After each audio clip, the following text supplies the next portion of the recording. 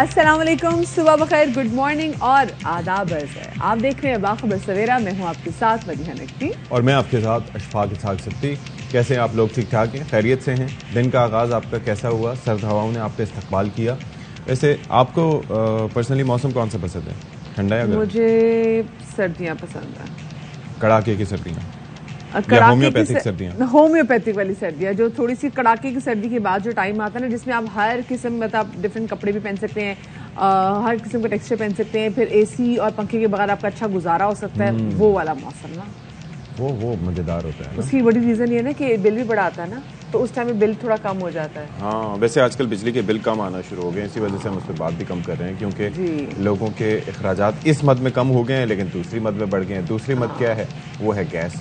اور گیس ایک تو دستیاب نہیں ہے، اور دوسرا یہ ہے کہ ابھی ظاہر اس حوالے سے بات تو انہوں نے کی ہوئی ہے محکمہ سوئی گیس نے کہ قیمتیں بڑھائیں. سوئی ناردرن نے کہا 237%، سوئی صدرن نے کہا ہے 96%.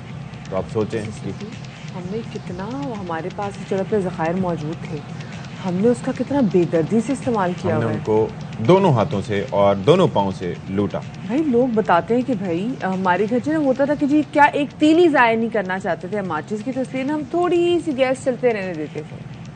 اور یہ بہت سارے گھروں میں آپ تو خود یہ کرتے ہوں گے، کیونکہ آپ کو اور ہمیں اس بات کا ادراک ہی نہیں تھا کہ ہم لوگ کرنے کیا جا رہے ہیں. یار آپ تیلی تک محدود کیوں ہیں؟ میچز کی تیلی یہ جو جب لائٹ چلی جاتی ہے اور اس کے اوپر بڑے بڑے یہ جو جنریٹر چل رہے ہوتے ہیں، جی یہ جو پورے گھر کا نظام چلاتے ہیں، وہ گیس کے ہوتے ہیں. ستی پیٹرول کے بھی ہوتے ہیں، لیکن جو گیس کے ہوتے ہیں دے آر ناٹ الاؤڈ. جی they are not allowed but they are allowed, they are illegal, they are everywhere. اور جہاں پر ہونے چاہیے ان کا شور بہت زیادہ ہوتا ہے. You need to report it. آپ کو رپورٹ کرنا چاہیے، یہ بحیثیت شہری آپ کا فرض بھی ہے. خیر اس حوالے سے بات کریں گے. ستی گیس چھوڑے، آٹے کا بحران پیدا ہو گیا ہے. یا تو مہنگا ہے یا تو دستیاب ہی نہیں ہے. اس پہ بات کریں گے، لیکن ٹاپ سروس پہلے.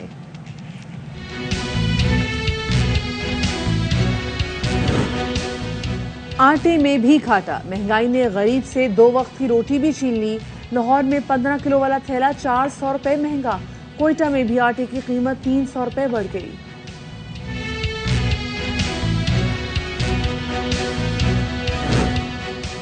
فواد چودھری کہتے ہیں کہ عمران خان ایک حقیقت ہے جس نے نظر انداز کیا اپنا اور ملک کا نقصان کرے گا.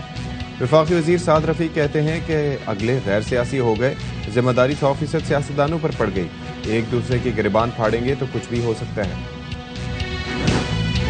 پاکستان اور اسلامی دنیا کی پہلی وزیر اعظم محترمہ بے نظیر بھٹو شہید کا یوم شہادت. آج سے 15 برس قبل راولپنڈی کی لیاقت باغ کے باہر انہیں شہید کر دیا گیا تھا.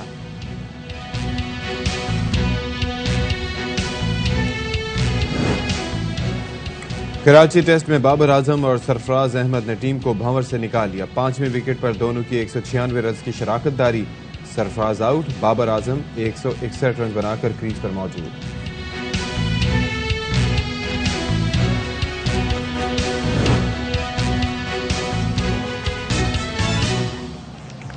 جی تو پاکستان ایک زرعی ملک تھا.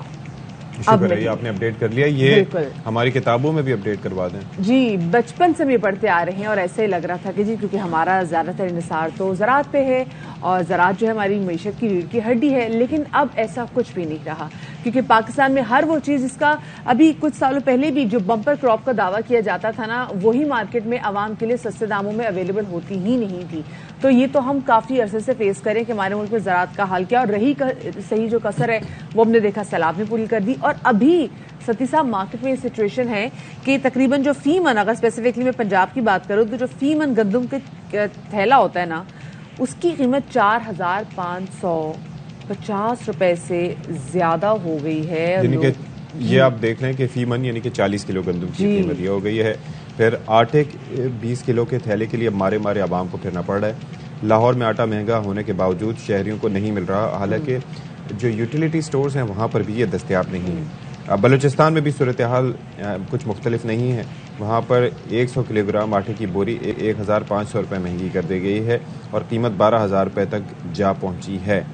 بالکل جو صورتحال یہ ہے کہ اگر آپ کے پاس آٹا گھر میں دستیاب بھی تو آپ روٹی کیا بنائیں گے، گھر میں تو گیس نہیں آ رہی. لیکن باہر سچویشن یہ ہے specifically when we talk about utility stores, تو یوٹیلیٹی اسٹورز میں کم قیمت میں آٹا دستیاب ہوتا ہے یوزلی طور پہ، کیونکہ سبسڈائز وہاں پہ چیزیں ہوتی ہیں. وہاں پر اگر ہے تو اچھی کوالٹی کا نہیں ہے یا پھر ہے ہی نہیں، تو لوگ کافی زیادہ پریشان ہیں کہ بھائی ہم کریں تو کیا کریں. اور اس حوالے سے کچھ نہ کچھ ضرور ہونا چاہیے، کیونکہ ایک آٹے سے ہم کل بھی بات کر رہے تھے کہ آٹا ایک ایسی چیز ہے بھائی، وہ تو ہے ہی، آپ کو کھانا کنزیوم کرنا ہی کرنا ہے، آپ نے وہ کھانا ہی کھانا ہے. چلو سبزی نہیں کھاتے، گوشت نہیں کھاتے، دالیں کھا رہے، چلو چٹنی اور اچار کے ساتھ کھا لو، لیکن کھائیں گے تو آٹے کے ساتھ نا. لیکن کیا کریں، اور مختلف شہروں میں کیا صورتحال ہے. کراچی سے ہمیں جوائن کریں گے عبدالوہاب، ساتھ ساتھ کوئٹہ سے ہمیں صورتحال کے حوالے سے آگاہی بھی حاصل کریں گے کہ وہاں سے عبداللہ مکسی ہمارے ساتھ موجود ہوں گے، اور ملتان سے مرزا احمد علی ہمارے ساتھ موجود ہوں گے. اور میں یہ میک شور کر لوں کہ اور کوئی نہیں ہے. تو 3 نمائندگان ہمارے ساتھ موجود ہیں اور یہ بڑا کنسرننگ ہے. کراچی سے پہلے آغاز کر لیتے ہیں. انجم عبدالوہاب ہمارے بھائی موجود ہیں. انجم، کیا صورتحال ہے؟ کیونکہ یہاں پر تو ایک تو یوٹیلیٹی سٹورز پہ تو آپ کو پتا ہے ویسے بھی لوگوں کا انحصار کم سے کم ہوتا تھا، کیونکہ یوٹیلیٹی سٹورز کے نسبت کئی ایسے بڑے سٹورز یہاں پر کھل چکے تھے جہاں پر نسبتاً سیم نرخوں پر چیزیں ملتی تھیں. لیکن ریٹس ہیں کیا دراصل؟ ریٹ تو یہاں پہ مستقل رہے ہی نہیں ہے. جب سے یہ گندم کی نئی فصل آئی تھی رواں سال مارچ میں، اس کے بعد سے ریٹ اس کے بڑھنا شروع ہو گئے تھے. نئی فصل آنے کے بعد عموماً ریٹس کم ہوتے ہیں، لیکن یہ ریٹ بڑھنا شروع ہوئے. آٹا 70-80 روپے کلو سے بڑھتا اس وقت 140 روپے کلو تک پہنچ چکے. اس وقت صورتحال یہ ہے کہ گندم کی 100 کلو گرام کی بوری میں 1000 روپے کا اضافہ ہوا تھا، وہ تقریباً 100 روپے کی مل رہی ہے، یعنی کہ 110 روپے کا کلو گندم مل رہا ہے. تو جب 110 روپے کا ملے گا تو لامحالہ آٹا بھی مہنگا ہوگا. 2.5 نمبر آٹا اس وقت 118 سے 20 روپے ہے. اور اس کے علاوہ اگر فائن آٹا دیکھیں، جو سفید آٹا عموماً ہوتا ہے لوگ زیادہ پسند کرتے ہیں، وہ تقریباً 125 سے 30 روپے فی کلو بک رہا ہے. چکی آٹے پر آئے تو مختلف ریٹ ہے، وہ بھی 130 سے 40 روپے فی کلو بک رہا ہے. یعنی کہ ریٹ کے اوپر بھی کوئی کنٹرول نہیں ہے، نہ ہی ہول سیل مارکیٹ میں نہ ریٹیل مارکیٹ میں. علاقے کے حساب سے آٹے کی قیمتیں مقرر کر لی گئی ہیں. جو ذرا کم آمدنی والے علاقے ہیں وہاں پر 1-2 روپے کم مل جائیں گے، زیادہ فرق نہیں ہوتا، 2-3 روپے کا فرق ہوتا ہے. اور ذرا جو بہتر علاقے ہوتے ہیں جہاں آمدنی بہتر ہوتی ہے، جو پوش علاقے ہوتے ہیں، وہاں 140 سے 45 روپے فی کلو بھی آٹا پہنچ چکا ہے. عوام کی دسترس سے باہر ہوتا چلا جا رہا ہے. سبزیاں مہنگی، گوشت مہنگا، دالیں مہنگی، چاول مہنگا. آٹا جو عوام کی دسترس میں تھا، جو عوام سستا سمجھ کے گھروں میں 1 سے 2 روٹی کھا لیتے تھے، اب عوام کا یہ کہنا ہے کہ ان کے لیے 2 روٹیاں کھانا ناممکن ہو گیا، 1 روٹی کھانا ان کے لیے ہو گیا. بعض جگہ تو یہ حال ہے کہ لوگ کہتے ہیں کہ ہم لوگوں نے 3 وقت کے کھانے کو 2 وقت پر لے آئے. وہ 2 وقت کا کھانا بھی پیٹ بھر کر نہیں کھا سکتے. ظاہر ہے جس کی تنخواہ 25,000 روپیہ، اس کے لیے ناممکن ہے کہ وہ اتنا مہنگا آٹا، دالیں یا سبزی خرید سکے. کوئی بھی سبزی تو 150 روپے فی کلو سے کم نہیں ہے. دال 450 روپے فی کلو تک پہنچ چکی ہے. چنے کی دال سب سے سستی 200 روپے فی کلو ہے. اس کے ساتھ اگر چنے کی دال یا روٹی کھانا ہو تو وہ بھی عام شہری کے لیے بالکل جو 25,000 روپے کمانے والا ہے یا دیہڑی دار مزدور ہے جو 100 روپے 200 روپے یا اس طرح 400-500 روپے کی دیہڑی کماتے ہیں، ان کے لیے تو ناممکن ہو چکا ہے کہ وہ پیٹ بھر کر کھانا کھا سکے. وہ بےچارے گزارا کیسے کرتے ہوں گے؟ گھر کا کرایہ ہے، یہ کھانے پینے کی چیزیں ہیں، بچوں کی فیسیں ہیں، اور بہت ساری بجلی کے بل وغیرہ ہیں، تو کس طریقے سے وہ مینج کرتے ہوں گے. عبداللہ مکسی کے پاس میں جاؤں گی، ہمارے نمائندہ ہے کوئٹہ کے. عبداللہ، مجھے یہ بتائیے گا، کوئٹہ میں تو آلریڈی بحرانی کیفیت تھی آٹے کو لے کر، ابھی کیا سچویشن ہے؟ بالکل جی، کچھ عرصہ تو آٹے کے جو بحران تھا اس پہ قابو پا لیا گیا تھا، تھوڑا سا قیمتوں میں بھی استحکام آیا تھا. ایک مرتبہ پھر کوئٹہ سمیت بلوچستان کے مختلف شہروں میں جو آٹے کا بحران ہے وہ بھی شدت اختیار کر گیا ہے. اس ٹائم جو آٹا کہیں پہ جو دستیاب وہ 125-130 روپے فی کلو فروخت کیا جا رہا ہے، جس میں 20 کے جی کا جو آٹے کا تھیلا ہے وہ 2500 میں فروخت کیا جا رہا ہے. اس طرح 50 کے جی کا جو تھیلا ہے وہ 6,000 سے 6,500 روپے میں فروخت کیا جا رہا ہے. تو یقیناً جو متوسطہ طبقہ ہے وہ کافی اس سے متاثر ہے، پریشانی سے دوچار ہے. شہری مطالبہ کر رہے ہیں حکومت وقت سے کہ آٹے کی فراہمی یقینی بنائے. دوسری جانب میں آپ کو بتاؤں کہ جو آٹا گورنمنٹ بھی فراہم کر رہی ہے، جو 1,400-1,500 روپے میں جو 20 کے جی کا تھیلا دے رہا تھا، وہ بھی اب شہریوں کو نہیں مل رہا. اگر وہ مل بھی رہا تھا تو اس کا جو معیار تھا وہ معیار اچھا نہیں تھا آٹے کا، جس کی شکایتیں شہری بار بار کرتے رہے. تو اس حوالے سے میں آپ کو بتاؤں کہ اس ٹائم جو شہری ہیں وہ کافی مشکلات ہیں، دوسری مشکلات کا سامنا کرنا پڑ رہا ہے انہیں. اور ساتھ میں آپ کو بتاؤں کہ محکمہ فوڈ کو جو ٹاسک دیا گیا تھا گزشتہ روز، جیسے وہ فصلیں تیار ہو گئی تھی گندم کی، کہ وہ मुकर्ररा जो हदफ था, हदफ के मुताबिक जो है ना उसने गंदम नहीं खरीद सका। और दूसरी जानिब मिल मालिकान इस टाइम वो भी शिकायत करते नज़र आ रहे हैं कि जो हुकूमत की जानिब से जो आटा हमें फराम किया जाना था कोटे के मुताबिक वो भी फराम नहीं किया जा, जिसकी वजह से जो है ना आटे की किल्लत का सामना है। मिल मालिकान का भी यही कहना है कि जब आटा महंगा खरीदा जाएगा, गंदम महंगा खरीदा जाएगा तो आटा सस्ता नहीं दे सकते, मुमकिनात में शामिल नहीं है। तो इस टाइम भी शहर के मुख्तलिफ हिस्सों में हम देख रहे हैं कि आटे की किल्लत बरकरार है। जी सही, तो ठीक बड़ा है। मामला ठीक नहीं है। और आप ये देख लें कि कोयटा में ये सूरत हाल है, कराची में ये, मुल्तान में क्या हो रहा है। मिर्जा अहमद अली, आप जरा बता दीजिए, आपके पास कोई अच्छी खबर है या तारीकी ही तारीकी है? जी बिल्कुल, मुल्तान में भी सूरत हाल जो है कुछ मुख्तलिफ नहीं है। आटे की कीमतों में जो है मुसलसल इजाफा देखने में आ रहा है। आपको बताते चलूँ कि मुख्तलिफ फ्लोर मिल्स की जानिब से जो है आटे के रेट भी मुख्तलिफ हैं, कोई चेक एंड बैलेंस का सिस्टम नहीं है। गुज़िश्ता हफ्ते के दौरान जो है 1580 में फाइन आटा जो 15 किलो का थैला था वो 1600 से 1720 रुपये में फ़रोख्त हो रहा है, यानी कि 140 रुपये इजाफे के साथ जो है वो फ़रोख्त किया जा रहा है, जबकि चेक एंड बैलेंस जो है वो कहीं भी नज़र नहीं आ रहा है। मैदे की बात की जाए तो मैदे की कीमत में भी 120 से 140 रुपये फ़ी किलो हो गया, 20 रुपए का फ़र्क है। चक्की आटे की बात की जाए तो चक्की मालकान जो है वो भी बहरानी कैफियत का शिकार है, क्योंकि गल्ला मंडी से जो है उनको गंदम नहीं मिल रही, जिसकी वजह से अक्सर चक्कियाँ मुल्तान में बंद हो चुकी हैं। चक्की आटे की बात की जाए तो चक्की आटा जो है वो 115 से 120 रुपए फ़ी किलो फ़रोख्त हो रहा है। और मुल्तान में चंद एक ही चक्कियाँ हैं जिनके पास पुराना स्टॉक पड़ा है, वो काम कर रही हैं। बाकी अक्सर चक्कियाँ जो हैं वो बंद हो चुकी हैं, जबकि मुख्तलिफ फ्लोर में मालिक की जानिब से आटे का नस्ल जो है वो मुख्तलिफ है। इस बारे में दुकानदार जो हैं वो भी तहफ़्फ़ुज़ात का शिकार हैं कि उनको जो है डिमांड के मुताबिक जो है सप्लाई नहीं दी जा रही। सरकारी आटे की बात करें तो सरकारी आटे का थैला जो 10 किलो का है वो 650 रुपये में फ़रोख्त हो रहा है, लेकिन दुकानदारों के मुताबिक जो है सरकारी आटे का कोई शेड्यूल नहीं है, किसी दिन आता है किसी दिन नहीं आता। इस वक्त जो है मुल्तान में आटे के रेट में जो है वो मुसलसल इजाफा देखने में आ रहा है, जिससे दुकानदार हजरात भी परेशान हैं और शहरियों की परेशानी में भी इजाफा हो रहा है। जबकि बात की जाए ज़िला इंतजामिया की तो डिप्टी डायरेक्टर फूड की जानिब से जो है फ्लोर मिल मालकान को चेक करने का सिलसिला मुसलसल जारी है। गुज़िश्ता रोज भी सरकारी आटे में खुशबू की वजह से कहीं ना कहीं तो चेकिंग हो रही है। मिर्जा अहमद अली, जैसे भी आप कह रहे थे कि चेक एंड बैलेंस का सिस्टम ही नहीं है, हर कोई ने अपनी रेट लिस्ट निकाली हुई है, और ये रेट लिस्ट जो है सिर्फ मुल्तान में नहीं कराची में भी कुछ ऐसी सूरत हाल है। आई एम श्योर कोयटा भी ऐसी सिचुएशन को फेस कर रहा होगा। बहुत शुक्रिया जी, मिर्जा अहमद अली हमारे नुमाइंदा मुल्तान से हमारे साथ मौजूद थे। अब्दुल्ला मक्सी कोयटा में जिस सूरत हाल है आटे को लेकर उस हवाले से आगाह कर रहे थे, और अंजुम वहाब हमारे नुमाइंदे कराची से हमें अपडेट्स दे रहे थे कि कराची में क्या सिचुएशन, लोग कितना तंग हैं आटे की बढ़ती कीमतों की वजह से। वैसे लाहौर में भी काफ़ी ज़्यादा सिचुएशन है वो वर्स होती चली जा रही। ऊपर से सती साहब ये जो नान बाई एसोसिएशन फिर वो आगे आ जाते हैं। आप ये देखें उनके मुतालबात अपने, अच्छा उनका चेक एंड बैलेंस क्या है? कभी रोटी इतनी सी, कभी उसके अंदर सोडा इतना ज्यादा कि जरा से लेके आप घर तक पहुंचे और उसके बाद उसको 2 आदमी खींचे तो फिर उसके बाद कोई एक निवाला उसका टूटे, वो that is a real struggle.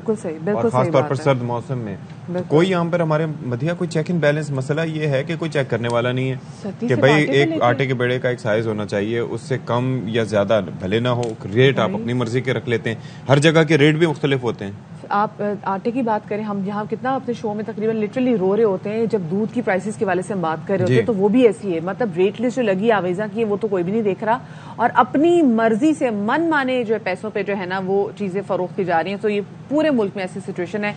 तो चेक एंड बैलेंस का जो सिस्टम है ना, इसको मतलब मेरे ख्याल से मुतारुफ करा देना चाहिए, क्योंकि जो है जो ऑलरेडी डेफिनेशन है वो शायद लोगों को पता नहीं है, या हमें नहीं पता, तो हमें भी समझा दे कि चेक एंड बैलेंस किस लिए होता है सिस्टम।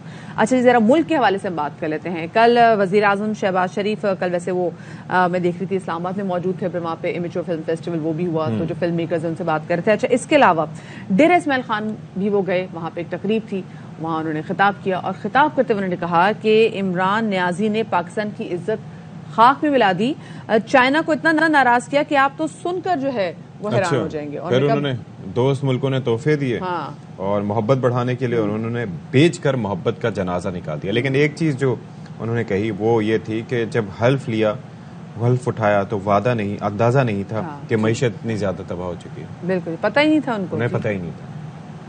माना सी बात है। अब देखें कि किसी भी हुक्मरान को ये पता ही नहीं होता। पहले कहते हैं कि ये जी इनसे मुल्क नहीं चलाया जा रहा, फिर उसके बाद जब हुकूमत में आ जाते हैं तो एक बयान हम पिछले 3-4 हुकूमतों में देखते रहे हैं, पिछले 2 दहाइयों में, कि मुल्क का खजाना खाली था, हम आए तो मुल्क दिवालिया होने के करीब था। تو یہ ہر دفعہ یہ بالکل جی ہمیشہ ایسا ہوتا ہے. لیکن کابینہ کا سائز پھر بھی چھوٹا نہیں کرتے. کابینہ ایگزیکٹلی مطلب بھائی جتنی چادر ہے اتنی پاؤں پھیلانا, اور ہمارے پاس چادر بھی نہیں, ہمارے پاس چھوٹی سی رومالی موجود ہے, تو اس کو دیکھ کے تمام تر کام کرنے چاہیے. ایک طرف ہم مسلسل کیبنٹ کی جو ہے وہ تعداد بڑھا رہے ہیں. اچھا جی, دوسری جانب ہم نے دیکھا کہ کل زمان پاک میں عمران خان صاحب نے بھی ان کی بھی وہاں پہ رہنما موجود ہے, پاکستان تحریک انصاف کے دیگر رہنما, اور ان سے بھی خطاب کرتے ہوئے عمران خان صاحب کا کہنا تھا کہ جی ہمارے دور میں جو سفارتی حکمت عملی تھی وہ بہتر تھی. یعنی کہ ویسے اگر دیکھا جائے تو چائنا اور امریکہ کے ساتھ تعلقات تھے وہ اس ٹائم بھی خیر دیکھ رہے تھے کہیں نہ کہیں وہ پرابلم کا شکار تھے. اچھا, ساتھ میں امریکہ سے بالکل جو فون نہیں آیا تھا. اب اس کے بعد جن کا جی قوم کو منفی اثرات سے محفوظ رکھا, کس کے اشاروں پر داخلی انتشار پیدا کیا جا رہا ہے. تو اور پھر ساتھ میں ان کا یہ بھی کہنا تھا کہ جی 8 ماہ پہلے جب ہماری حکومت تھی تو ہم معاشی طور پر مستحکم تھے. یہ کہہ رہا تھا عمران خان صاحب کا. اندازہ کیجئے. تو ایسے میں اب یہ دیکھیں کہ فواد چودھری صاحب عوام سے سچ کون بول رہا ہے, اللہ رحم کرے, مطلب سمجھ نہیں پا رہے کہ کیا ہو رہا ہے بیسکلی. اب آپ یہ دیکھیے کہ چکر یہ ہے کہ اس سارے کے سارے پٹ رہے ہوتے تھے کہ عوام کو کچھ نہیں مل رہا, ٹھیک ہے. اب خیر وہ یہ کہہ رہے ہیں کہ دہشت گردی کے واقعات میں بھی اضافہ ہو گیا ہے. فواد چودھری یہ کہتے ہیں کہ کوئی ڈبل گیم کرے یا ٹرپل اسمبلی تو توڑنا پڑے گی, اسمبلی نہ توڑی تو ہم اس میں نہیں ہوں گے. اسی تمام تر صورتحال پر بات کر لیتے ہیں. سیاسی تجزیہ کار چودھری غلام حسین صاحب ہمارے پروگرام کی رونق بڑھانے کے لیے ہمارے ساتھ موجود ہیں. چودھری صاحب, ویسے تھے تو ہم اس مملکت خداداد میں رہتے ہوئے کچھ شارٹ ٹرم میموری لاس کا شکار ہیں, لیکن ظاہر ہے کہ آپ کی یادداشت خاصی بہتر ہے. تو باقی ساری چیزیں اپنی جگہ, یعنی کہ مہنگائی میں 3 گنا اضافہ ہو گیا ہے, لوگ پریشان ہیں, قسمہ پرسی کا شکار ہیں, لیکن خان صاحب کا یہ کہنا کہ 8 ماہ پہلے معیشت مستحکم ہو چکی تھی, کتنی صداقت ہے اس بات میں آپ کی نظر میں؟ نہیں تو وہ تو 6% گروتھ دکھائی ہے, ریکارڈ پر ہے وہ تو, یعنی مطلب کوئی آپ اس پر ہیرا پھیری تو نہیں کر سکتے. عوام کی تو گروتھ نہیں ہوئی. ہم یہاں پر پٹ رہے ہوتے تھے, شیخ رشید صاحب پٹ رہے ہوتے تھے, تو پیپرز پہ تو گروتھ کوئی بھی دکھا سکتا ہے, وہ تو یہ بھی دکھا دیں گے. وہ ان کی اس وقت جو مہنگائی تھی یا ڈالر کی قیمت تھی یا چیزیں اور تھیں, تو وہ آج کا موازنہ کر لینا. تو وزیر اعظم کل فرما رہے تھے یہ دیوالیہ ہو گیا تھا. یعنی کوئی مطلب ہے, کوئی پرپورشن ہوتا ہے, کوئی یعنی تناسب ہو بات کا. اس طرح اچھا ایک طرف وہ کہتے ہیں امریکہ کو ناراض کر دیا, دوسری طرف یعنی ایک وقت میں دونوں بڑی طاقتوں کو ناراض کر دیا جو ایک دوسرے کے خلاف کھڑی ہیں. کوئی اس بات کا کوئی سر پیر بھی ہونا چاہیے. میرا خیال ہے کچھ میں وہ لفظ یوز نہیں کر سکتا, لیکن یہی کہوں گا کہ آپ اپنی کارکردگی سامنے لائیں.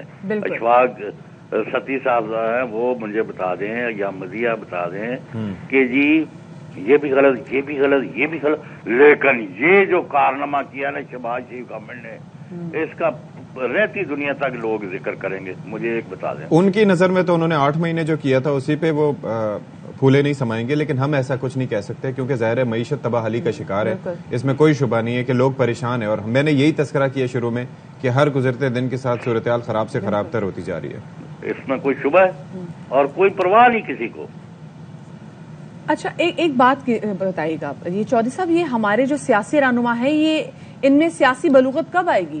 مطلب ہر کوئی جب پاکستان میں جب جو چارج سنبھالتا ہے آ کے جس کے پاس حکمرانی ہوتی ہے وہ کہتے ہیں مجھے تو پتہ نہیں تھا کہ ملک دیوالی ہونے جا رہا ہے. دوسری جانب اپوزیشن میں بیٹھے اگر عمران خان صاحب کے حوالے سے ہم بات کریں تو ایک طرف تو وہ ٹویٹ کر کے بتا رہے ہوتے ہیں کہ جی جناح صاحب نے یہ کہا تھا, تو فوج کے کردار کے حوالے سے بتا رہے ہوتے ہیں, پھر دوبارہ سے ان کو ڈریگ کر لیتے ہیں, پھر کہتے ہیں جی تمام تو جو چیزیں ہیں قبضہ مافیا وغیرہ ان تمام تو چیزوں کے خلاف ISI کو دیکھنا چاہیے. مطلب وہ کیوں بار بار ہر چیز میں ان کو ڈریگ کر لیتے ہیں؟ کیوں ہمارے سیاستدانوں میں اتنی میچورٹی نہیں کہ مل کے بیٹھ کے بات کریں؟ وہ ایک طرف وہ کہتے ہیں چور ڈاکو ہیں, دوسرے کہتے ہیں یہ خائن اور دیوالیہ پیٹنے والے ہیں. تو انہوں نے پتہ نہیں اور بھی کل بڑے القابات دیے ہیں. اچھا یہ خواجہ آصف نے کہ جی یہ خود بھی جیب تراش ہے عمران خان, اور اس کے سارے چاہنے والے بھی ایسے ہی ہیں. وہ تو جیسا ہم نہیں کرنی چاہیے روز ہوتی ہیں, اور سب جھوٹ پر جھوٹ, جھوٹ پر جھوٹ. اچھا اب ذرا یہ بتا دیں سر کہ یہ اسمبلی کی تحلیل سے متعلق آپ کے پاس کیا خبریں ہیں, آپ کی اسیسمنٹ کیا ہے, کیا ہونے جا رہا ہے؟ ابھی تو 11 تک تو ویسے ہی عدالت بننے روکا ہوا ہے. اچھا تو اس روکنے کا فائدہ کس کو ہو رہا ہے؟ جی ابھی پرویز لائی تو نہیں چاہتے نا, کہ وہ کہتے ہیں 2-3 مہینے میں اور جو پروجیکٹ ہے مکمل کر لوں.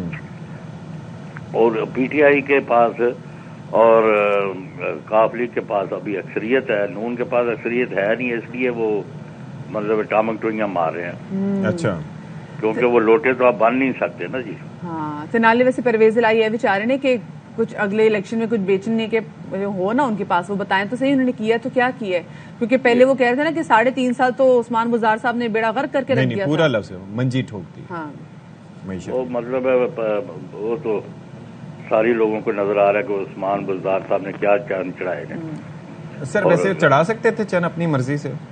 وہ جی ایسے نہیں، مطلب ہے کہ وہ آپ بات ٹھیک کہہ رہے ہیں کہ میں 2-3 دن آپ کی مرضی کے بغیر گیسٹ آپ کے بلا سکتا ہوں، اس کے بعد نہیں۔ ہاں جی بالکل صحیح، بالکل صحیح۔ تو یہ مطلب آئی ایگری ود یو، لیکن اگر میں غلط کام نہیں کرنا چاہتا تو یو کی ناٹ فورس می۔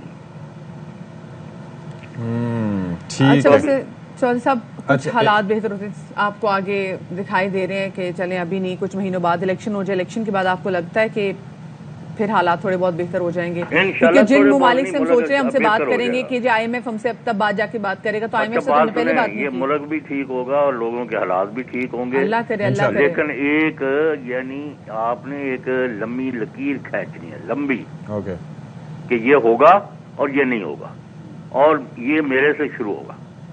اوکے بالکل چودھری صاحب کہیں پہ لکیر کھینچنی ہے،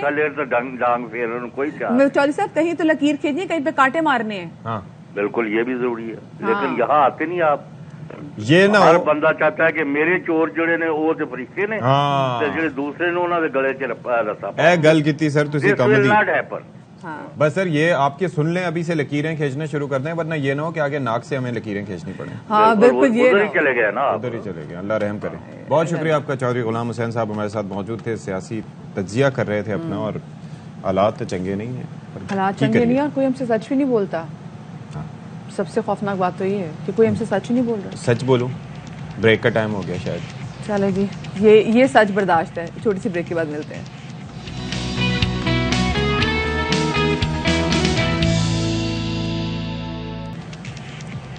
جی جناب، تو welcome back after the break, اور آج ہے 27 دسمبر اور آج محترمہ بینظیر بھٹو شہید کی 15ویں برسی منائی جا رہی ہے۔ آج سے 15 سال پہلے لیاقت باغ میں جب وہ جلسہ کرنے کے لیے آئی تھیں تو اس وقت ان کو وہاں پر شہید کر دیا تھا، اور یہ کوئی پہلا قاتلانہ حملہ ان پر نہیں تھا جو کہ کیا گیا تھا، بلکہ اس سے پہلے کراچی کارساز پر بھی ان پر ایسا ہی قاتلانہ حملہ کیا گیا تھا، بلاسٹ ہوا تھا، which she survived۔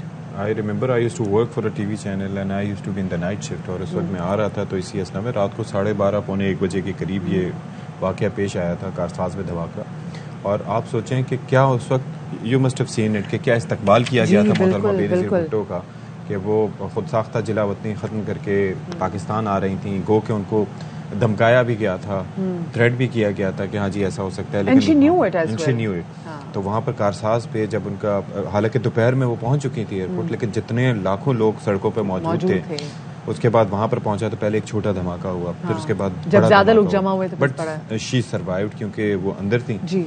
پھر لیاقت باغ میں کچھ عرصے بعد یہ جب آپ دیکھیں کہ وہ بھی گاڑی ان کی بم پروف تھی، لیکن جب وہ باہر نکل کے ہاتھ ہلا رہی تھی تو اس اسنا میں جو سنائپر تھا اس نے اپنا کام دکھا دیا ہوتا، لیکن وہ بعد میں جب ان کی ٹاپسی بھی ساری آئی تو پتا چلا کہ لیور کا جو گاڑی تھا، آپ کو یاد ہے وہ جاوید اقبال صاحب اس وقت جو ترجمان ایک ہوا کرتے تھے، لیکن ستی ہم نے دیکھا ویڈیو بھی آئی کہ وہ کس طریقے سے اس شخص نے اپنی جو بندوق ہے وہ آگے کی طرف گولی چلائی، لیکن اس کے باوجود کیا وہ شخص پکڑا گیا ہے؟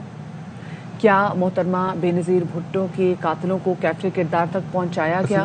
وہ جگہ جہاں پر تمام واردات ہوئی تو کس طرح سے فوراً اس کو واش آؤٹ کر دیا گیا تھا؟ یہ تو اس وقت ایک یہ سب سے بڑا کرائم تھا، سب سے بڑا کرائم تھا۔ اور آپ یہ دیکھیں کہ اس وقت اچھا گولیاں جو چلی تھیں، لیکن جو دھماکہ ہوا تھا نا جس میگنیٹیوڈ کا تھا، میں نے اس کے بعد اس گاڑی کو بھی دیکھا تھا جس میں یہ امین فہیم صاحب، شہری رحمان اور یہ سارے بیٹھے ہوئے تھے، ایک سائڈ سے پوری کی پوری وہ پچک گئی تھی، لیکن اس نے امپیکٹ برداشت کیا تھا وہ بم کا، اور وہ جو شوق تھا اور ساری چیزیں۔ اسپیسیفکلی جو بم پروف کارز ہوتی ہیں اس میں جب ایسا کوئی بڑا دھماکہ ہو یا ایسی کوئی بھی چیز ہو تو، اور یا کسی اگر گاڑی الٹ بھی جائے تو وہ بھی امپیکٹ اس کا بہت اسٹرانگ ہوتا ہے۔ خیر، محترمہ بینظیر بھٹو نے اپنی شہادت کے روز ہی، اپنی شہادت سے پہلے ہی ایک طرح سے وصیت بھی کی تھی کہ اگر ان کو شہید کر دیا جائے تو ان کو کہاں پر دفن کیا جائے۔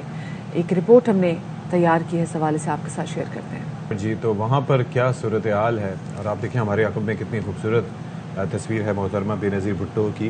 اچھا, اور جب وہ وطن واپس آئی تھیں اس وقت کی جو تصویر ہے اس سے کہیں زیادہ خوبصورت. ہاں بالکل. اور کیا خوبصورت نظارہ تھا جب وہ یہاں پر پہنچی تھی اور انہوں نے خدا کا شکر ادا کیا. Very different and she looked beautiful. She also new کہ اس بار جب وہ آئی ہیں تو چیزیں ویسی نہیں ہوں گی جیسے پہلے ہوں گی, اور ان کو بھی یہ پتا تھا کہ جب وہ آئی ہیں تو حالات بالکل. اچھا, لاڑکانہ میں کیا صورتحال ہے آج, کیا ارینجمنٹس ہیں آج, کیا تقریب ہوں گی؟ کیونکہ ہم نارملی یہ دیکھتے ہیں کہ لاڑکانہ میں جلسے کا انعقاد کیا جاتا ہے جہاں پر پوری پارٹی شرکت کرتی ہے, سی ای سی کا اجلاس بھی ہوتا ہے, تو اس دفعہ کیا مصروفیات ہوں گی؟ سنجے سادھوانی ہمارے ساتھ موجود ہے وہاں سے براہ راست. سنجے, ذرا بتائیے گا آج کے ارینجمنٹس کے حوالے سے. جی بالکل, لاڑکانہ میں گڑی خدا بخش میں مزار کے اطراف جو جلسے کا تمام انتظام مکمل کر لیے گئے ہیں. سیکیورٹی کے کڑے انتظامات کیے گئے ہیں. 8000 پولیس اہلکار ہیں, 25 سے زائد ایس ایس پیز ہیں جو مختلف یہاں پر سڑکوں پر تعینات کیے گئے ہیں. مزار کے اندر باہر واک تھرو گیٹ نصب کیے گئے ہیں. مزار کے اندر آنے والے جو زائرین ہیں ان کو واک تھرو سے گزر کر اندر آنے کی اجازت دی جا رہی ہے. آج جلسے کا باقاعدہ آغاز اب سے کچھ دیر کے بعد ہوگا.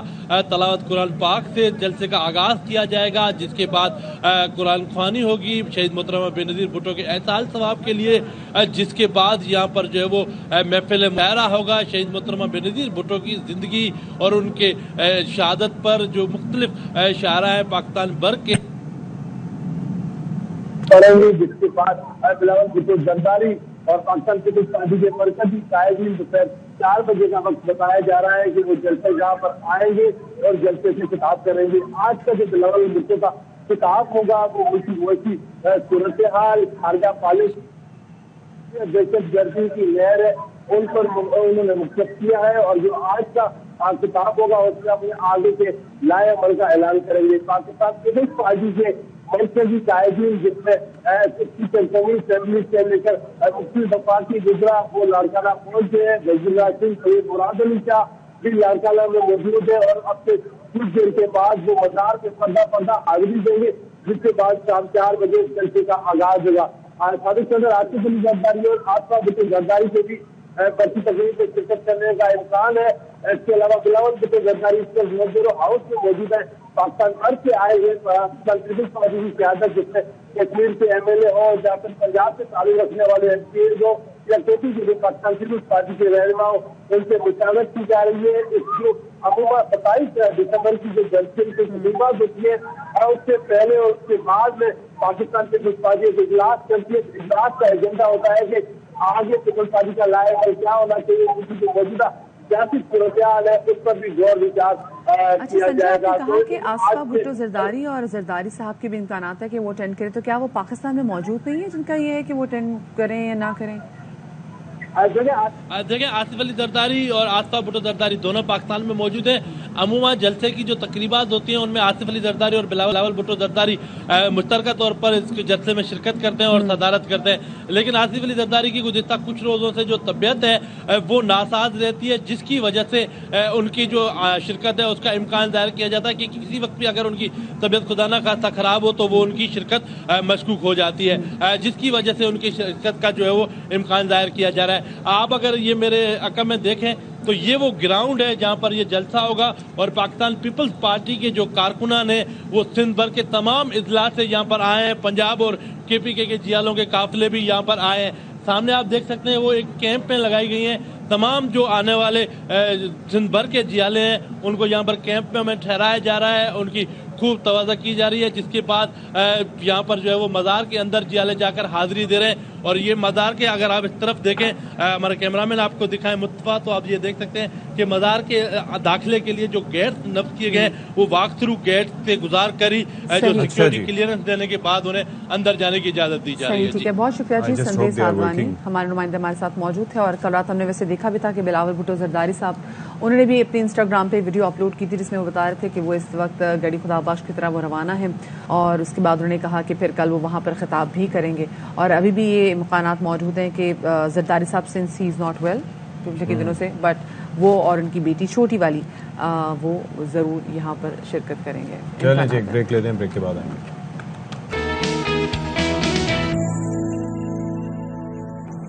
جی جناب، تو welcome back after the break, اور بریک کے بعد بات کریں گے پاکستان اور نیوزی لینڈ کے درمیان ہونے والے ٹیسٹ میچ کے حوالے سے. کل پہلا دن تھا اور کل جب وکٹیں پہلی 3 گری تو دل بھائی ڈر گیا کہ پتہ نہیں آگے کیا ہونے جا رہا ہے، کیونکہ پہلی 3 وکٹیں نا بڑی جلدی گر گئیں، لیکن آگے جا کے ہم نے دیکھا نہیں، لیکن اس کے اندر ایک اچھی امید یہ تھی کہ 2 وکٹیں ان میں سے 3 میں سے جو گری تھیں، دا بیٹسمین پلیڈ نتھنگ شارٹ، یعنی کہ اس کے اندر ایک تو شان مسعود تھے اور دوسرے عبداللہ تھے.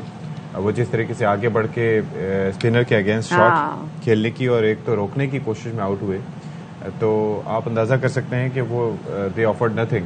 لیکن اس کے بعد جب 4 وکٹیں گر گئیں اور اس کے بعد ہم نے دیکھا کہ کرنٹ کپتان اور جب سابق کپتان نے آ کے جب پھر ایک اچھی جوڑی بنائی، اور I felt so happy to see جس طرح سے سرفراز کل کھیلے ہیں، کیونکہ سرفراز نے بتایا بھی نا کہ مجھے پہلے ایک دن بتایا گیا تھا کہ آپ ایک ٹیسٹ میچ میں ہوں گے.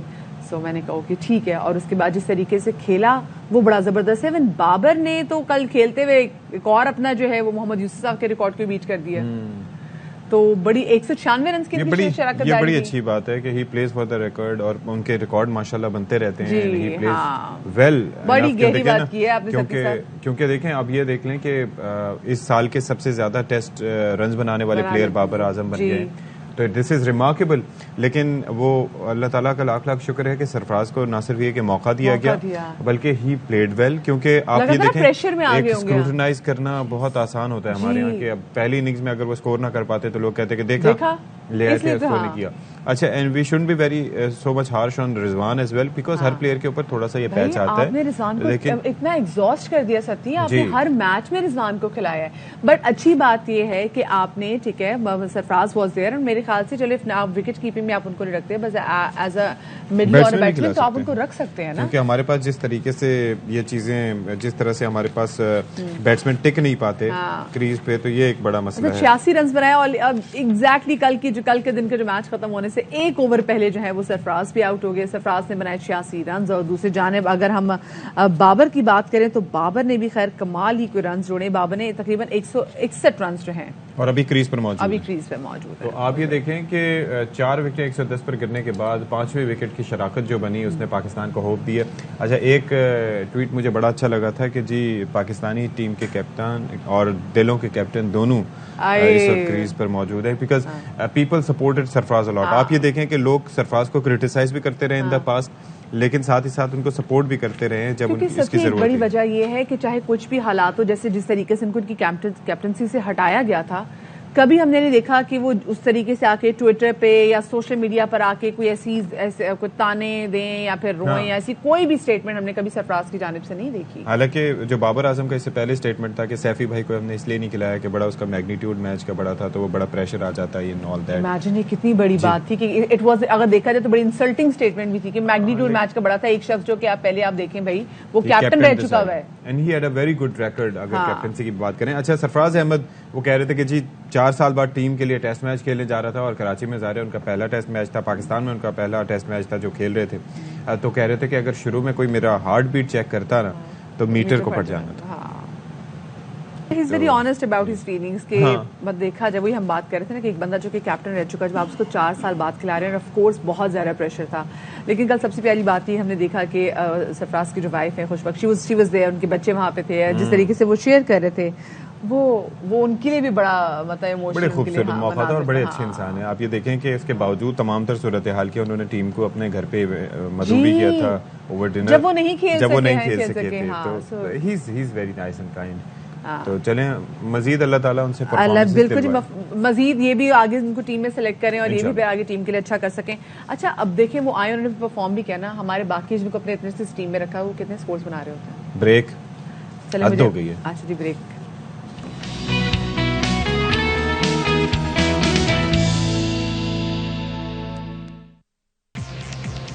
جناب یاری ہم آنر آ گئے. بالکل جی، ہم بالکل آنر آ گئے. اچھا، باخبر سویرا میں آپ کا بالکل خیر مقدم ہے. میچ ایک جانب سٹارٹ ہو چکا ہے اور آپ یہ دیکھیں کہ لو جی اور بابر اعظم آؤٹ ہو گئے. بابر اعظم آؤٹ، یہ میں کیا منظر دیکھ رہا ہوں. یہ منظر دیکھا نہیں جا رہا. 161 پہ اب نعمان علی آ گئے جی. یہ کیا ہوا، کیسے ہوا، کیوں ہوا؟ مطلب آپ اندازہ کریں، سعودی نے ان کو آؤٹ کر دیا جی. بغیر کسی اسکور میں اضافہ کیے ہوئے، اور آپ یہ دیکھیں کہ ایج ہو کے آؤٹ ہوئے ہیں، اور اب نعمان اور سلمان پہ ہمارا پورا انحصار ہوگا. جی شوق دے دیتا ہے مینو. اللہ کرے نعمان اور سلمان کی جوڑی بھی چل جائے. لیکن یہ کیا ہوا ہے؟ ہم تو 200 دیکھ رہے تھے. کنگ بابر زندہ آباد کے نعرے لگانے کے لیے بے چین تھے. یہ بڑا غلط. کوئی بات نہیں، اچھے رنز بنا لیے نا ستی صاحب، تو پریشان نہ ہونا، یہ کر لیں گے بھی، آگے یہ جوڑ لیں گے رنز انشاءاللہ نعمان. اچھا، اور شو کے آغاز میں ستی ہم اتنے وہ کیونکہ آٹے کی وجہ سے تو جذباتی بھی ہوئے تھے، اور آف کورس مہنگائی وغیرہ ہر چیز، کیونکہ ہم بھی اس میں پس رہے ہیں بھائی. ہم بھی آج سے کچھ سالوں پہلے جہاں کھڑے تھے وہیں کھڑے. مہنگائی کافی زیادہ بڑھ گئی ہے، ڈالر بھی جو ہے وہ کتنا بڑھ چکا ہوا ہے اور سمجھ بھی نہیں آ رہی. اور ہم نے جو ہے وہ کیونکہ جب بات کرتے ہیں نا کہ جی ڈی پی کی گروتھ اتنی ہوئی ہے، تو پھر ہم سوچتے ہیں یہ سب ٹرکل ڈاؤن افیکٹ ہم تک کیوں نہیں آ رہا، ہم تک آئے گا. پھر ہم اصل میں کافی پینا بھول گئی اس غم میں. اپنی سوچ جو ہے سستی کرتا جا رہا ہوں. پہلے میں کہتا تھا کہ ڈالر کے حساب سے تنخواہ بڑھا کر ریٹ کر دیں، پھر میں نے کہا گولڈ کے حساب سے کر دیں. گولڈ سستا ہوا نا پچھلے دنوں. نہیں، لیکن میں کچھ اور کہہ رہا ہوں. میں کہہ رہا ہوں انڈوں کے حساب سے کر دیں. وہ پڑھ ہی نہ جائے، ہمیں اتنی ہماری اچھی قسمت نہیں ہے، ہم پڑھنے میں اچھے ہو سکتے ہیں. 100 روپے درجن انڈے ہوتے تھے، اب 300 روپے درجن انڈے ہو گئے. تو اس حساب سے 315 وہ جو ڈبے بات، یعنی کہ پہلے آپ کی تنخواہ میں اتنے درجن انڈے آتے تھے، اب پھر ہم ایک پولٹری فارم کھول لیں گے. سوچے اگر ہمیں باقی کتنی ہم صبح سائنسی ہم چوزوں کی فیڈ کا کیا کریں گے؟ ابھی آپ دیکھیں حالات تو کچھ ہے ہی نہیں. ہم ان کو سویابین نہیں کھلائیں گے نا، ہم نے مچھلیاں کھلائیں گے شروع سے ہی. میں نے آلٹرنیٹیو فیڈ آپشن بھی سوچے ہوئے. چلے بھی ہم اس پہ سوچیں گے بھی، تاکہ ہمارا بھی کچھ کاروبار زندگی کچھ اور بھی چلے. ٹاپ سٹوریز پہ نظر ڈال لیتے ہیں.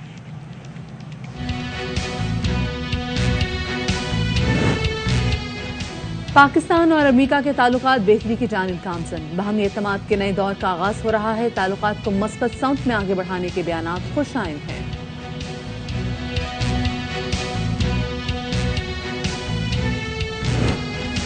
پاکستانی کھانوں کو دنیا میں متعارف کرانے کا منفرد انداز. عدیل چودھری فوربس میں شامل ہونے والے پہلے پاکستانی بن گئے. غیر ملکی سیلیبریٹیز بھی پاکستانی کھابوں کی فرمائش کرنے لگے.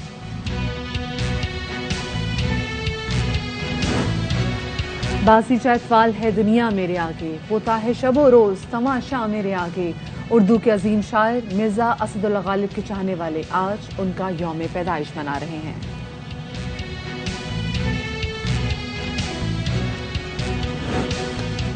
گورنر سندھ گھر میں اہلیہ کا ہاتھ بٹانے میں بھی ماہر. نومولود بیٹے کو نہلانے کی ویڈیو سوشل میڈیا پر پوسٹ کر دی.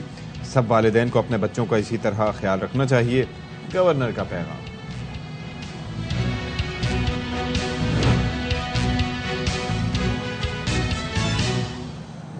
اچھا جی، پہلے ایک خبر ہم شامل کر لیتے ہیں. وہ خبر ہے کہ فقیرہ گوٹ میں رینجر سے مقابلے میں ہلاک ہونے والا ملزم، اس کا گینگ انتہائی مطلوب نکلا.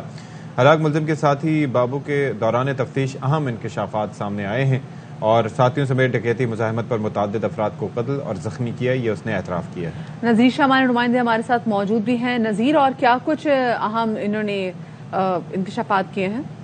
بالکل، دیکھیں فقیرہ گوٹ جو سپر ہائی وے کا علاقہ ہے، وہاں پر گزشتہ رینجرز مقابلے میں انتہائی مطلوب ترین ملزم بلال افغانی مارا گیا تھا، جس کا 25 رکنی گینگ تھا، اور اس کے ہلاک ساتھی کے ساتھ اس کا ہلاک ملزم کے ساتھ اس کا ایک ساتھی بھی زخمی حالت میں گرفتار ہوا تھا، جس نے دوران تفتیش اہم انکشافات کیے ہیں. اور اس کا یہ کہنا ہے کہ ساتھیوں سمیت ڈکیتی مزاحمت پر انہوں نے متعدد افراد کو نہ صرف قتل کیا بلکہ ڈکیتی مزاحمت پر ان کو زخمی بھی کیا. اس کا یہ بھی کہنا ہے کہ جو ہلاک ملزم بلال افغانی تھا، ڈکیتی مزاحمت پر کسی بھی شہری کو فوری طور پر گولی مار دیتا تھا. چاند بنگلے کے قریب اس نے ایک پولیس اہلکار کو گولی مار کر شہید اور ساتھی اہلکار کو زخمی کیا. اس کے علاوہ گلشن معمار میں بھی واردات کے دوران مزاحمت پر فائرنگ کر کے پروفیسر زین العابدین کو قتل کیا. ناردرن بائی پاس پر جنجال کوٹ کے قریب موبائل نہ دینے پر شہری کو گولی مار کر قتل کر دیا. اس کے علاوہ کپور ٹاؤن میں ساتھیوں سمیت فائرنگ کر کے دکاندار کو قتل کیا تھا. چند روز قبل فقیرہ گوٹ بھی ساتھیوں سمیت یہ ایک سیکیورٹی گارڈ کو لوٹ رہے تھے، اور اس کے بعد اس کو بھی گولی مار کر قتل کیا. گزشتہ روز جب ان ملزمان کے خلاف رینجرز کی جانب سے ٹارگیٹڈ آپریشن کیا گیا تو علاقہ مکینوں کی بڑی تعداد جمع ہوئی، اور انہوں نے رینجرز کے حق میں نعرے بھی لگے. ان کا یہی کہنا تھا کہ ان ملزمان کی ہلاکت اور گرفتاری سے علاقے میں امن قائم ہوگا. جی صحیح، بہت شکریہ. نذیر شاہ ہمارے نمائندے ہمارے ساتھ موجود تھے. اچھا جی، اب کیا بات کرنے جا رہے ہیں بھائی ستی؟ اب ہم ذرا بات کرنے جا رہے ہیں اپنے بزرگوں کے حوالے سے. ایک تو بھائی ہماری جو نسل ہے وہ اپنے فون کے ساتھ، جیسے میری امی تو کہتی ہیں کہ بٹیرے ہاتھ میں پکڑے ہوتے ہیں، مسلسل اس کو چھوڑتے نہیں ہیں، مسلسل اپنے فون میں اتنا بزی رہتے ہیں کہ ہمیں پتہ ہی نہیں ہوتا کہ ہمارے آس پاس کون بیٹھا ہے، کون آیا، کون گیا، جس کی وجہ سے ہم اپنے آس پاس کے لوگوں کو ٹائم نہیں دیتے تو اپنے گھر کے بزرگوں کو، جن کو سب سے زیادہ ہمارا ٹائم درکار ہوتا ہے، کیونکہ یہ ایک ایسی ایج ہوتی ہے جس میں وہ اپنی بہت ساری باتیں کہنا چاہتے ہیں اور ان کو پتہ ہے کہ وہ بھی آگے چلے جائیں گے، اور وہ کہیں نہ کہیں تنہائی کا شکار بھی ہو رہے ہوتے ہیں. اور اس کی وجہ یہ ہوتی ہے کہ وہ اپنے زمانے میں تو بہت ایکٹیو رہے ہوتے ہیں when they used to be young، اور یہ ایک وہ کہتے ہیں نا کہ ایک طریقہ کار ہے، دس از دا لائف سائیکل، یعنی کہ وہ اس پوزیشن میں ہوتے ہیں کہ وہ اپنے تجربات شیئر کر سکیں، وہ اپنی بات آپ تک پہنچا سکیں، آپ سے ڈسکشن کر سکیں، آپ کو بتا سکیں کہ کس مشکل حالات میں، کس طرح کے حالات میں انہوں نے زندگی گزاری اور یہاں تک پہنچے، اور یقین کیجئے کہ کہیں نہ کہیں اس کا آپ کو فائدہ ضرور پہنچتا ہے، بھلے زمانہ تبدیل ہو گیا ہو، بھلے ہائی ٹیک چیزیں آ گئی ہوں، لیکن ان کا تجربہ اپنی جگہ، پلس ٹائم دینا از ویری امپورٹنٹ. دیکھیے وہ سے جو ہمارے بڑے بزرگ ہم سے مانگتے ہیں ٹائم. اچھا، اور ساتھ میں جب وہ ٹائم کی بھی ہم سے شکایت کر رہے ہوتے ہیں تو اور بہت ساری دوسری چیزوں کی بھی شکایت کر رہے ہوتے ہیں، اور ان کو آج کل کی جو جوان نسل ہے ان سے شکوہ یہ ہے کہ ویسے محنت نہیں کرتے جیسے وہ اپنے زمانے میں کیا کرتے تھے، جیسے وہ چیزوں کی قدر کیا کرتے تھے، کیونکہ اب ٹیکنالوجی اتنی زیادہ آ گئی ہے تو اب ہماری نوجوان نسل جو ہے وہ چیزوں کی اتنی زیادہ قدر نہیں کرتے جیسے پہلے ادوار کے لوگ کیا کرتے تھے. تو بہت ساری ان کی شکایتیں ایسی ہیں جن پر آج ہم بات کریں گے. لیکن ایک بات کہیں موازنہ کرنا اپنے دور کے نوجوانوں کا اور آج کے دور کے نوجوانوں کا صحیح نہیں ہوگا، کیونکہ وہ دور اور تھا، اس دور میں چیزیں اور تھیں، اور یہ آج کا دور ہے اور آج دور کی چیزیں اور ہیں. لیکن ایک چیز، وقت، اہمیت اور احترام، this has to be there. لیکن this isn't there, this is not there, this is not there. اور یہ ایک بڑی سب سے بڑی پریشانی کی چیز ہے کہ کیونکہ آج کل کے بزرگ ڈرتے ہیں بچوں سے بات کرتے ہیں. ان کو یہ لگتا ہے کہ کہیں ایسا نہ ہو جائے کہ بچے کہیں ہمیں کوئی شٹ اپ کال نہ دیتے ہیں، ہمیں سنب نہ کر دیں کہ ہماری زندگی ہے، ہم زیادہ بہتر طریقے سے جانتے ہیں. بالکل ایسے ہی ہے. تو بزرگوں کے نئی نسل سے شکوے کیا ہیں، گفتگو کرنے کے لیے ہمارے ساتھ موجود ہیں موٹیویشنل اسپیکر اور دانشور قاسم علی شاہ صاحب. بہت شکریہ قاسم علی شاہ صاحب، آپ نے ہمارے یہ وقت نکالا. یہ آپ یہ دیکھیں کہ گھر کو لے کر چلنے والے، گھر کے اندر ایک مضبوط بنیاد بزرگوں سے ہوتی ہے، اور بزرگوں کے بغیر گھر آپ کا مکمل تصور نہیں ہوتا. لیکن بڑے آج کل شکوے ہیں ہمارے بزرگوں کو جو کہ جسٹیفائڈ ہیں، لیکن ہمارے اندر وہ ریئلائزیشن کیوں نہیں ہے، ہم اس چیز کو ریئلائز کیوں نہیں کرتے کہ ہمیں اس طرح سے ان کے شکووں کو سننا بھی چاہیے اور ان کی باتوں پر جس طرح سے وہ کہتے ہیں عمل بھی کرنا چاہیے. اچھا دیکھیں، بہت بہت شکریہ، آپ نے ایک ایسا موضوع اس کا انتخاب کیا جو بذات خود ایک بڑا یونیک موضوع ہے. میں 2-3 گزارشات کرنا چاہوں گا. ایک تو میری آج جو ہے جی وہ پیدائش جو ہے وہ ایک دن کا میں ہو گیا ہوں 43 سال کے بعد. اور میرا جو نیا عنوان ہے، میں نے اپنے ساتھ وعدہ کیا تھا کہ جب میری 43 سال ایج ہو جائے گی تو میں موٹیویشن اسپیکر سے ایک اگلے لیول پہ جانا چاہوں گا، اور وہ سوشل ریفارمر کا لیول ہے. تو آج ایز سوشل ریفارمر میرا پہلا پروگرام ہے آپ کے ساتھ.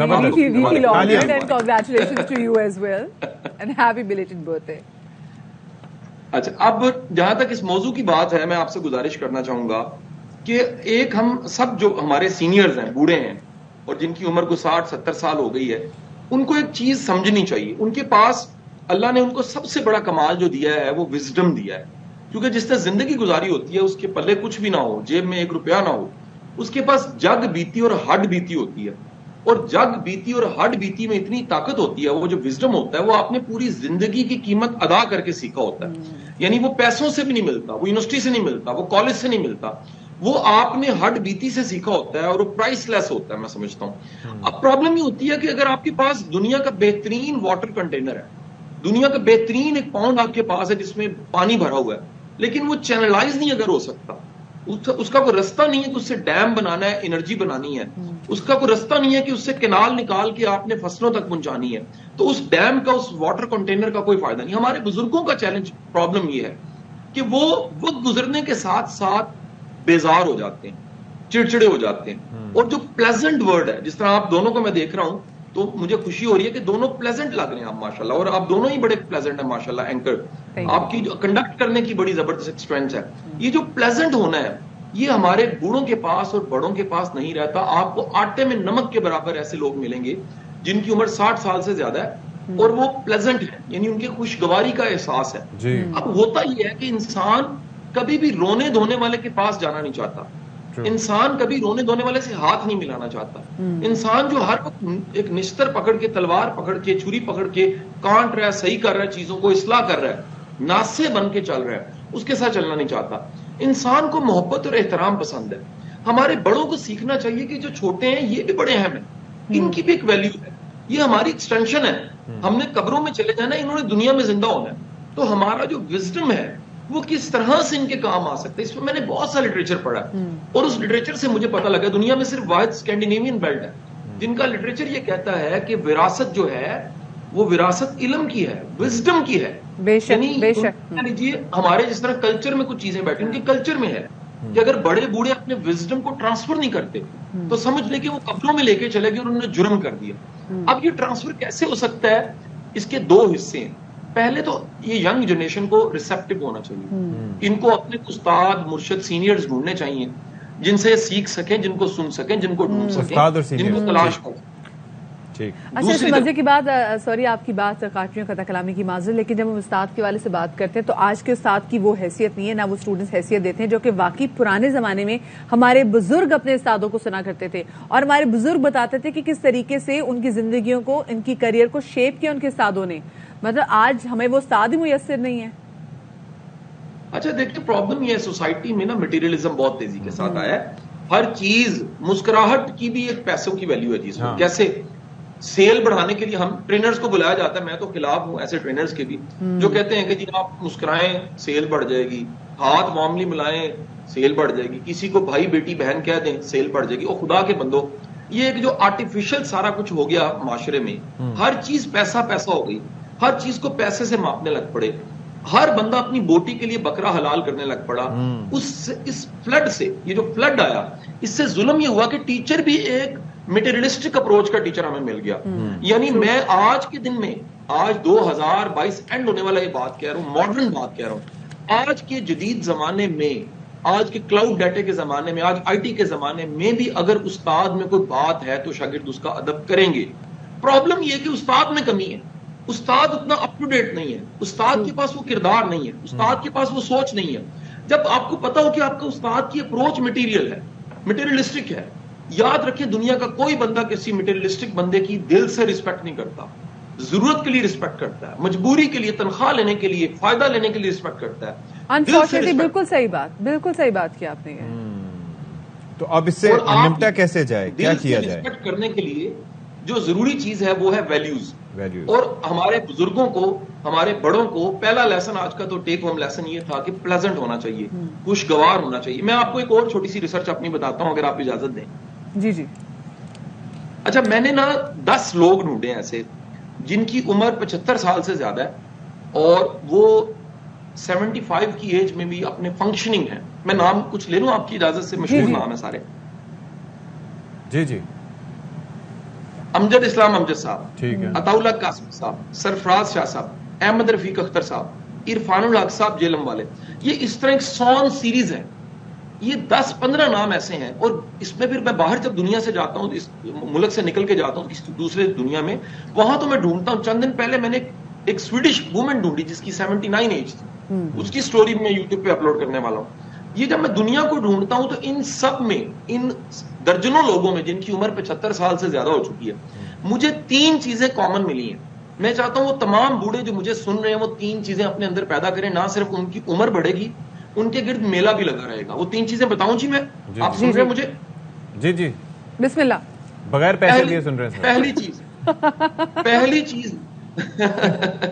پہلی چیز یاد رکھیے، یہ سب کے سب لوگ مسکرانے والے لوگ ہیں. یہ بیزار لوگ ہیں، یہ مسکراتے ہیں، یہ میلہ لگاتے ہیں، یہ بانٹتے ہیں، یہ کھلاتے ہیں، پلاتے ہیں، خوش لوگ. یہ اپنے غموں کو چھپا لیتے ہیں، غموں کو دفن کر دیتے ہیں، لیٹ گو کرتے ہیں، فورگیو کرتے ہیں.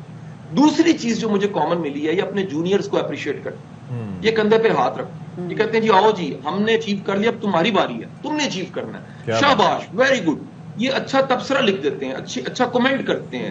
یہ آپ کی ویڈیو دیکھ کے ٹی وی پروگرام اس کے بعد ممکن ہے مجھے کتنے ان میں سے کسی کے میسج آئے ہوں کہ شاباش شاہ جی، بڑا اچھا پروگرام کیا. جب سینئر تعریف کرتا ہے، دل بڑا کرتا ہے، تو یاد رکھیں پازیٹیوٹی دینے سے بڑھتی ہے. تیسری چیز جو مجھے کامن ملی ہے ان سب میں، یہ سب لوگ رشتے نبھانے والے لوگ. ان کی فیملیز بچی ہوں، ان کے گھر بچے ہوئے ہیں, ان کے بچوں کے ساتھ ریلیشن قائم ہے, ان کے دوستوں کے ساتھ ریلیشن قائم ہے. یہ ایسی ترقی نہیں انہوں نے کی کہ ترقی کرتے کرتے اکیلے ہو جائیں. یاد رکھیں ایسی ترقی جس کو ترقی کو حاصل کرنے کے بعد, اچیو کرنے کے بعد آپ اکیلے ہیں, وہ ناکامی ہے, وہ زوال ہے آپ کا. تو یہ 3 چیزیں کامن مجھے ملی ہیں. اگر یہ آپ اچھا لیکن ایک بات ہم جب اپنے بزرگوں کو کہتے ہیں نا کہ بزرگ سیکھیں, تو مسئلہ یہ ہے کہ سر ہماری عمر کے لوگوں کو سیکھے ہوئے معذرت کے ساتھ موت پڑتی ہے. اگر کوئی نئی چیز کو بندہ سکھا دینا کہ اپنے مزاج میں کہ اپنے مزاج میں تبدیلی لے کر آؤ, یا یہ چیز کرو وہ چیز کرو, تو ہمیں ہوتا ہے کہ ہمیں سیکھنے کے لیے کہہ رہے ہیں. ہم اپنے بزرگوں کو جنہوں نے واقعی اس بات کہتے ہیں نا کہ صرف دھوپ میں بال سفید نہیں کیے, جنہوں نے ایکچولی اپنی محنت کر کے جس عمر تک وہ پہنچے ہیں اور اتنا کچھ ان کا اپنا وسٹم بھی, جیسے آپ نے بات بھی کی, سر ان کو سکھانا زیادتی نہیں ہوگی؟ کیونکہ ہم جو اکثر یہ بات کرتے ہیں کہ بھائی بزرگوں کو سکھانا چاہیے, تو ہم ان کو کیسے سکھا سکتے ہیں؟ ان کا ایک مزاج ہے, ان کی ایک ایج ہے, ان کے ساتھ ان کی ہیلتھ بھی آ جاتی ہے. میں بتانا چاہوں گا, پہلی بات تو جو سوال آپ نے پوچھا میں اس کا جواب نہیں دے پاؤں گا بڑی معافی کے ساتھ, کیونکہ مجھے بالکل آواز نہیں آئی. لیکن میں جو ایک بات سمجھ پایا ہوں, مجھے لگ رہا ہے کہ شاید مجھے بات کو تھوڑا سا بدل کے ایک طرف لے کے جانا چاہیے کہ ینگسٹرز کو کیا کرنا چاہیے. دیکھیں میں ایک بڑی سادہ سی بات بتاؤں, آپ کی زندگی میں قاسم شاہ صاحب اگر آپ چاہیں تو میں سوال ریپیٹ کر دیتی ہوں. ہم جو تقاضا کر رہے ہوتے ہیں کہ جو ہمارے بزرگ ہیں وہ سیکھیں, وہ پلیزنٹ ہونا سیکھیں. جب ہمیں ہماری کا مسئلہ ہے, تو سگنل کا مسئلہ ہے, مجھے جو آواز آ رہی ہے وہ ایک لفظ بھی سمجھ نہیں آ رہا مجھے. چلیں آپ کنٹینیو کریں. اچھا میں کنٹینیو کرتا ہوں. جی دیکھیں میں گزارش یہ کروں گا کہ ہمارے جو ینگسٹرز ہیں ان کو ایک زحمت کرنی چاہیے. دیکھیں ان کو آئی فون 13 جس دن محسوس ہوتا ہے نا کہ یہ ناکافی ہے, تو وہ اس کو لینے کے لیے دبئی چلے جاتے ہیں, 14 لے کر آ جاتے ہیں, لائن میں لگ کے لیتے ہیں. ان کو پتہ لگتا ہے نا کہ کسی فاسٹ فوڈ کی نیا کوئی برانڈ کا کوئی آئٹم ہے, نیا برگر آیا, اس کو خریدنے کے لیے لائن میں لگ جاتے ہیں. یہ نئے کپڑے لینے کے لیے لائن میں لگے ہوتے ہیں, یہ لگ جاتے ہیں. کہ زندگی میں سیکھنے کے لیے بھی لائن میں لگنا چاہیے. ہمیں سچا بن کے سچے کی تلاش کرنی چاہیے. ہمیں ادب کرنے والا شاگرد بن کے کسی اچھے استاد کی تلاش کرنی چاہیے. ہم میں سے کتنے ایسے ہیں سننے والے جنہوں نے کبھی کسی استاد کا بریف کیس اٹھایا, جوتیاں سیدھی کی ہیں, ادب کیا, احترام کیا سیکھنے کے لیے. اگر ہم سیکھنے کے لیے ان کا ادب کرنا شروع کریں گے, میں آپ کو چیلنج کرتا ہوں کہ اللہ آپ کو ڈگریاں شاید نہ دے, نمبر اور جی پی اے نہ دے, لیکن جو وزڈم آپ کو ملے گا وہ آپ کو کہیں سے نہیں ملے گا. اگلے کا 70 سال کا تجربہ ہوتا ہے, وہ 70 سال کا تجربہ آپ کو محبت کرنے سے, ادب کرنے سے مل جاتا ہے. اور یہ بات کے ساتھ میں آگے ممکن ہے ٹائم تھوڑا ہو, ایک بات میں کہے بغیر ختم نہیں کرنا چاہوں گا. ایک بات یاد رکھیے گا, اگر آپ اپنے استاد کا احترام نہیں کرتے تو وہ علم جو آپ نے حاصل کیا وہ انفارمیشن تھی, گوگل پہ وہ پڑی ہوئی ہے. احترام کرنے سے, بزرگوں کا احترام کرنے سے وہ اس علم میں جان آ جاتی ہے, برکت آ جاتی ہے, وہ کام میں آتا ہے. ٹھیک ہے, بہت شکریہ آپ کا قاسم علی شاہ صاحب, بہت شکریہ. لیکن ہمارے پاس وہ والے استاد بھی نہیں جو پہلے والے زمانے میں ہوتے تھے, کیونکہ اب کے جو استاد ہوتے ہیں نا وہ کہتے ہیں نہیں بھائی اگر میں نے ان کو اپنا علم جو ہے وہ دے دیا تو یہ میرے پاس کیسے آئیں گے, یہ میری فیسیں کیسے بھریں گے. تو جو مہنگی فیس لے کے بچوں کو پڑھا رہے ہوتے ہیں, علم نہ ہو گیا, نیا فون ہو گیا کہ جس کے اندر کوئی نہ کوئی فیچر مسنگ ہوتا ہے تاکہ اگلے فون میں وہ دیا جائے. جی مطلب مکینک کے پاس بھی جائے نا تو جب وہ گاڑی ٹھیک کرے گا تو کچھ نہ کچھ خراب بھی کر دے گا کہ 3 دن بعد دوبارہ آ جائے میرے پاس. دکھا دیں ورنہ کام خراب ہو جائے گا. You know what I mean. تو ہر جگہ کچھ ایسی ہی سچویشن چل رہی ہے, اور سیاست میں بھی کچھ ایسی جو ہے وہ چیزیں خیر چل رہی ہیں. چلے جی, ہمارے ساتھ قاسم علی شاہ صاحب موجود تھے اور ہم بات کر رہے تھے اپنے بزرگوں کے حوالے سے. اور دیکھیں میں اس بات پہ پھر بات کروں گی, مطلب وہی ہم اپنے بزرگوں کو بہت ساری چیزیں کیسے سکھا سکتے ہیں. بہت ساری چیزیں ان کے سامنے ایسے کر سکتے ہیں, میں ان کو ریئلائزیشن بھی کیا کرانی ہے 60-70 سال کی عمر ہو. ایک چھوٹی سی بات ہے, دیکھیں آپ اس عمر میں جیسی ہیں نا, اسی کے اندر پختگی آتے آتے آپ اپنی اولڈ ایج میں جب جائیں گی, یا میں اپنی اولڈ ایج میں جیسے جاؤں گا, تو ہم اپنی انہی عادات و اطوار کے ساتھ جائیں گے. بالکل nature can never be altered with, nature can never be change. اس میں یہ چیز بھی ایڈ کرو نا کہ اگر آگے جا کے مجھے کوئی بیماری ہو جاتی ہے, میں کسی میڈیکیشن پہ آ جاتی ہوں, تو وہ میڈیکیشن بھی میرے موڈ پہ کتنا اثر انداز ہوگی, تو وہ بھی میری شخصیت کا خاصا بن جائے گی نا. وہ بھی ٹریٹ تو ہوگی, مطلب اس کا بھی اثر انداز تو کرے گی نا. 70s ایسی میڈیسن بھی ہوتی ہے جو دماغ کو جگا دیتی ہوتی ہے, میرے خیال میں ہوتی ہیں. چلے میں ضرور پوچھوں گی, اگر رہے بھی 60 اور 70 ایئرس تک زندگی رہی تو خیر اس پہ دیکھیں گے جی کیا چیزیں ہوتی ہیں. خیر جی, آگے ہم کس حوالے سے بات کریں؟ ہم بات کرنے جا رہے ہیں پاکستان اور امریکہ کے تعلقات کے حوالے سے. آپ کے علم میں ہوگا کہ قیام پاکستان کے بعد ایک بڑے مشہور واقعے کا تذکرہ کیا جاتا ہے کہ لیاقت علی خان صاحب کو کس طرح سے امریکہ اور روس سے دونوں جگہ سے دعوت آئی, تو پھر इंडियन उनके जो काउंटर पार्ट थे ही decided to go to Russia, और हमने रूस उस वक्त और हमने फैसला किया, उस वक्त USSR था, हमने फैसला किया कि हम अमेरिका के साथ दोस्ती का हाथ मिलाएंगे। उसके बाद फिर हमारे दिफाई जो ताल्लुकात थे वो भी उनसे इस्तवार हुए, सिफारती ताल्लुकात इस्तवार हुए। ये बात अपनी जगह है कि उस वक्त डॉलर उस रेट पे नहीं था जिस रेट पे आज पहुंच चुका है, कि हालात बड़े ख़राब होते जा रहे हैं। लेकिन सिचुएशन ये है कि पाकिस्तान ने बहुत कुछ किया, नॉन नेटो एलाय रहा, दहशतगर्दी के खिलाफ जंग में खुद कूदा, और उसके बाद जो कुर्बानियाँ दी, यानी कि $140 अरब से ज़ायद का नुकसान बर्दाश्त किया, काफ़ी सारे मसाइल का हमें सामना करना पड़ा। पहले एग्जैक्टली वही बात है, पहले ज़माने में ऐसे दहशतगर्दी भी नहीं होती थी जो कि पाकिस्तान ने पिछले 2 दिहाइयों में फेस की है, बहुत बुरी दहशतगर्दी। उसके बाद खैर हमने देखा कि पाकिस्तान ने इस पूरे खिते में अमन के लिए कितनी कुर्बानियां दी और किस तरीके से अमेरिका का साथ दिया ताकि चीज़ें बेहतर हो सकें। और एक टाइम जब लग रहा था कि पाकिस्तान और जो अमेरिका के ताल्लुकात हैं वो इतने अच्छे नहीं, क्योंकि हम देखते हैं ना कि जो हमारा पड़ोसी मुल्क है वो समहाउ उनका कभी कभी ज्यादा फेवरेट हो जाता है, और पड़ोसी मुल्क तो आ जाते हैं फॉर ऑब्वियस ऑफ कोर्स भाई, उनके लिए उनकी ट्रेड ज्यादा इंपॉर्टेंट है, वो देखेंगे। जब हम बहुत सारे कश्मीर के मामले पे भी जब हम बात करते हैं तो लोग ये देखते हैं कि अच्छा जी उनकी लॉबिंग कितनी अच्छी है, उनकी ट्रेडिंग कितनी अच्छी है, because everybody is concerned about their market. हर बंदे को पैसा जो कैपिटल वो ज्यादा अजीज होता है, फिर उनको पता है कि कौन सा मुल्क उनको ज्यादा फायदा पहुंचा रहा है। तो it's not just about that ना, आप ये देख लें कि अमेरिका से हमने क्या शिकवा करना।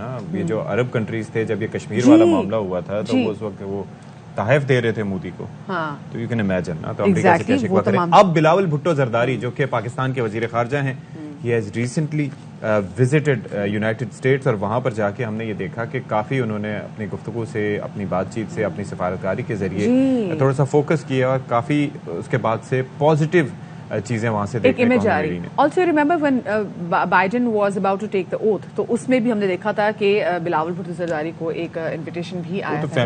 हाँ, वो एक इनविटेशन भी आया था, तो लेकिन उससे भी पता चल जाता है कि अच्छा कि ताल्लुकात अच्छे इस्तवार हो सकते हैं आगे।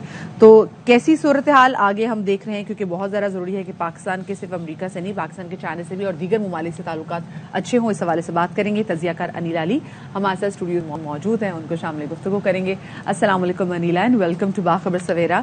अनिला, बहुत अरसे के बाद कुछ चीज़ हम अच्छी सुन रहे हैं कि हाँ जी ताल्लुकात हमारे दूसरे ममालिक से थोड़े थोड़े करके बेहतर हो रहे हैं, specifically America, because it's important, क्योंकि वो पावर है बड़ी, और खास तौर पर उन ममालिक से जिनके साथ हमारा लेवल ये रहता है, बिकॉज हमें उनसे किसी न किसी चीज की तवक्को रहती है। हालांकि बराबरी के ताल्लुकात होना चाहिए, लेकिन जब आपको कोई पैसे दे रहा होता है तो उसका देखने का अंदाज थोड़ा मुख्तलिफ होता है। वैसे सत्य, अगर आपने किसी से उधार लिया हो तो क्या आप उस बंदे के बराबर हो सकते हैं जो कि आपको उधार दे रहा हो?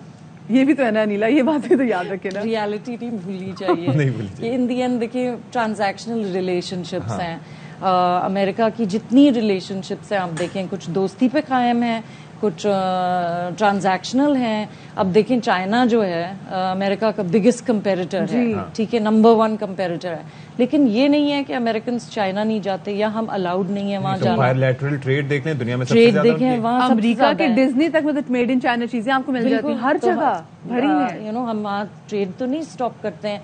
तो आजकल की दुनिया में एक कंपेरेटिव होती है रिलेशनशिप, एक बिजनेस एंड ट्रेड पे होती है, और फिर एक कभी कभार यू नो थोड़ी वॉर भी आ जाती, कॉन्फ्लिक्ट भी आ जाता है, जैसे कि रशिया से यूएस रिलेशनशिप है इस वक्त। फिर कोई ना कोई ऐसे नैरेटिव्स भी आ जाते हैं उनके खिलाफ जो कि वैसे नहीं होने चाहिए जब जरूरत हो, जब वॉर होती है तो ऐसी चीजें होती हैं। एंड देन उसके बाद आपको देखना होता है कि आप ग्रीवेंसेस ऑफ द पास्ट पीछे ही रहेंगे या आप दोस्ती कर लेंगे।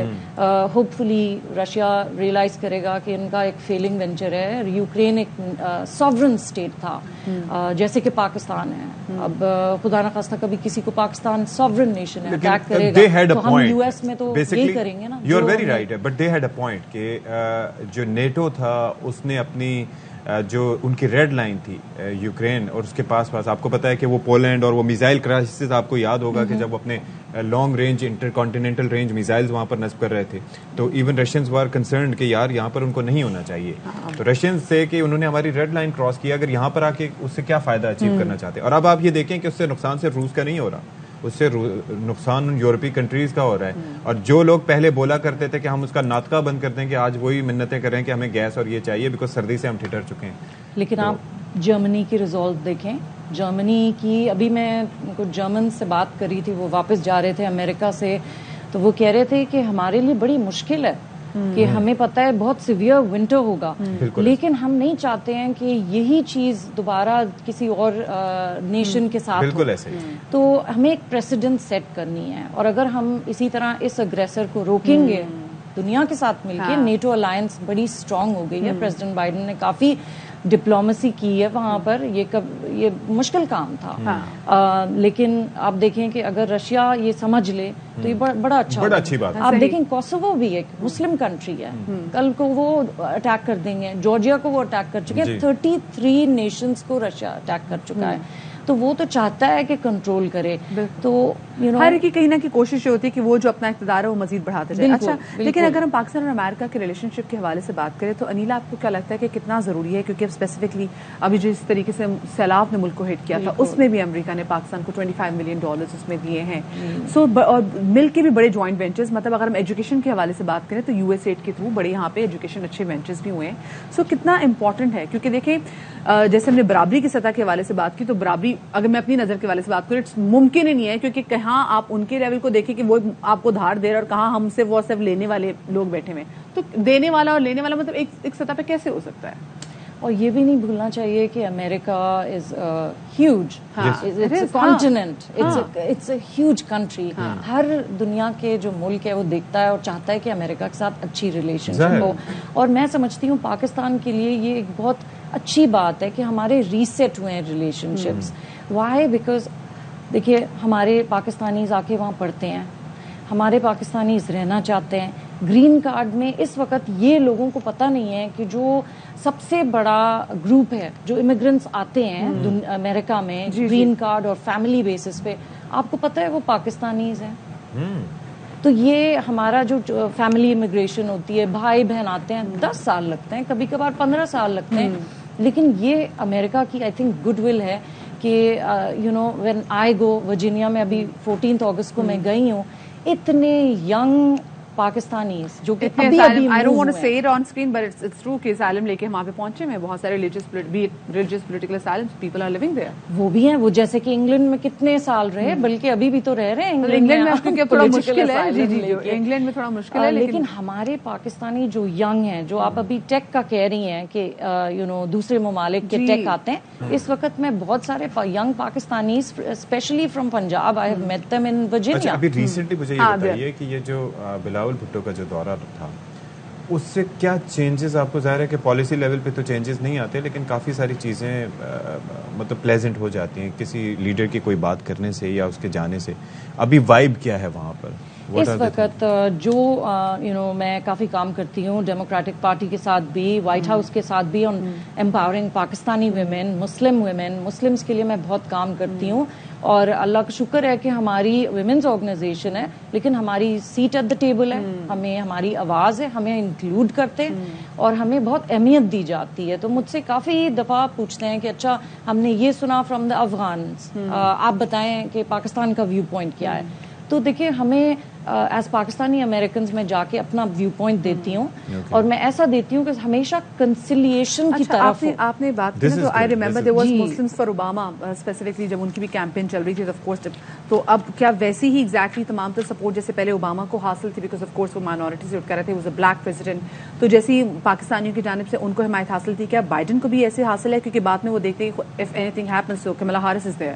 سو کیا اب پاکستانیوں کی وہ ویلیو ہے؟ کیونکہ ہم دیکھتے ہیں کہ وہاں پہ جس طریقے سے کملا ہیرس کی ہونے کی وجہ سے, یو کے میں بھی دیکھ لیں, اب وہ جتنا انڈینز کو وہاں پہ اسٹرانگ ایک فٹ مل رہا ہے وہ ہم پاکستانیوں کو نہیں مل رہا. ہم اس کو کیسے اسٹرانگ کر سکتے ہیں؟ یہ میں نے امبیسڈرز جو پاکستانی آتے ہیں, میں آپ کو بتا رہی ہوں 10 سال سے میں امبیسڈرز کو کہہ رہی ہوں کہ آپ ایک ہماری پاکستانی امریکنز کی لیڈرشپ کی پورے نیشن وائڈ کانفرنس کریں, ہم سب لیڈرز کو بلائیں تاکہ ہم ایک متحد پلیٹ فارم پہ پاکستان کے لیے کام کریں, اپنے ینگ لوگوں کو ہم رن کروائیں آفس کے لیے, تاکہ ان کو بھی وہی پوزیشنز ملیں جو کہ انڈینز اور چائنیز کو ملیں.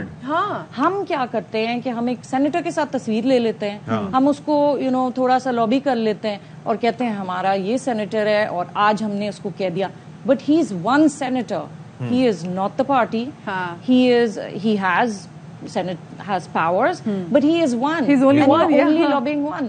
اگر ہم ایک پلیٹ فارم بنائیں گے, چاہے ڈیموکریٹک پارٹی ہو, ریپبلکن پارٹی ہو, اور ہم اس کو کریں گے پاکستانی امریکن ڈیموکریٹک کلبز جو کہ میں بنا رہی ہوں, and Pakistani American Republican clubs, تو ہمارے کوکسز ہوں گے, اور پھر یہ جب کینڈیڈیٹس آئیں گے وہ ہمیں کہیں گے کہ آپ ہمیں انڈورس کریں, جو کہ انڈین لابی کو کرتے ہیں, جو انڈین کاکس ہے, کیونکہ وہ اس لیے بھی زیادہ وہاں پہ اسٹرانگ ہے, کیونکہ پھر وہی بات جو ٹریڈ ان کے, جس طرح سے ٹریڈ ان کی زبردست ہے, پھر اس کے بعد اگر میں آپ سے یہ بات بھی کرنا چاہتی تھی کہ ہم کس طریقے سے ہم بھی اپنی چیزیں بہتر کر سکتے ہیں, کیونکہ آئی ٹی اور ان کے میڈیکل میں ڈاکٹرز میں سو پاکستانیز انڈین کے بعد دوسرا نمبر پاکستانیوں کا آتا ہے, وہاں پہ جو بیسٹ ڈاکٹرز ہیں وہ پاکستانی ہیں, وہاں پہ آئی ٹی جائنٹس میں انڈینس کے بعد پاکستانیز ہیں. جی اگر آپ نمبرز دیکھیں, ابھی جو 3 سال پہلے وائٹ ہاؤس نے شیئر کیے تھے, ایشین امریکنز میں کون سب سے ہائیسٹ پیڈ ہیں, انڈینس, پاکستانیز, چائنیز تو پھر بھی نیچے تھے, کیونکہ ہمارا لینگویج ڈفرنٹ ہے نا, ہم انگلش سیکھ کے آتے ہیں, ہمارے آئی ٹی میں بھی. ایک اور چیز بھی ہے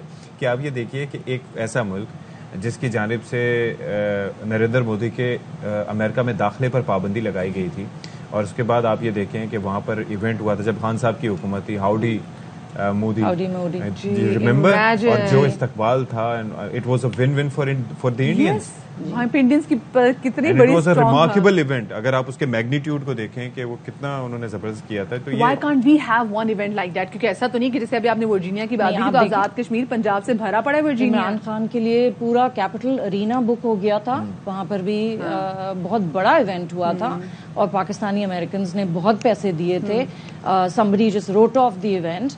تو اسی طرح انہوں نے مودی صاحب کے لیے بھی کیا. اینڈ ابھی اس طرح ہمیں کوئی روک نہیں ہے, لیکن پرابلم از ود اس.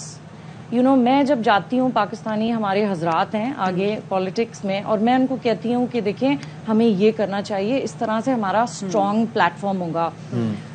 تو وہ مجھے کہتے ہیں, جی ایک صاحب نے مجھے کہا کہ میں تو امبیسڈر بن جاؤں گا, میں تو یہ نہیں کرنا چاہتا. میں نے کہا دیکھیے گراس روٹس کے بغیر ہم نہیں آئیں گے آگے, ہمارے لوگوں کی آواز نہیں آئے گی, ہم سے کوئی انڈورسمنٹ نہیں مانگے گا. انہوں نے کہا نہیں, میں نے اتنے کرے ہیں, میں نے اتنا کام کیا ہے, میں ابھی امبیسڈر بننے والا ہوں. وہ دن کو بھی 2 سال ہو گئے ہیں. تو پیپل دے تھنک کہ میں اپنی 2 اینٹ کی مسجد بناؤں گا اور میں پاکستان کے لیے لابی کروں گا. ایسا نہیں ہوتا ہے. اینڈ میں 20 سال سے پہلے میں ریپبلکن تھی, پھر میں جب وار ہوئی اور ہمیں لگا کہ پالیٹکس چینج ہوئی ہے, تو میں نے پھر ڈیموکریٹک پارٹی جوائن کر لی تھی, اور میں نے پریزیڈنٹ اوباما کے ساتھ انڈینس کے ساتھ کام کیا.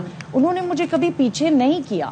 وائی؟ بیکاز میں فیئر تھی, اور میں ہمیشہ کہتی تھی ہمیں مل کے کام کرنا چاہیے. We are in America, we have to think how do we work together. تو ہمیں بھی ایسے مل کے کام کرنا چاہیے, اور کوئی بھی ملک ہو تو ہم نے بھی دیکھنا ہے کہ ایسی کیا چیز ہے جو ہمارے ملک کی ٹریڈ, ہمارے ملک کی اکانومی کو فائدہ پہنچا سکتی ہے. بیکاز امریکہ بھی یہ دیکھ رہا ہے کہ اس نے کون کون سے ملک کو سپورٹ کرنا ہے, کیونکہ اس کو بھی اپنی ہی اکانومی زیادہ پیاری ہے.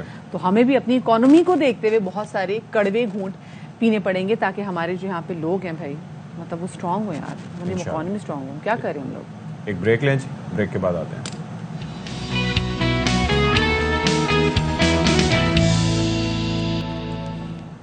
اب جناب بات کر لیتے ہیں پنجاب اسمبلی کی تحلیل کے حوالے سے.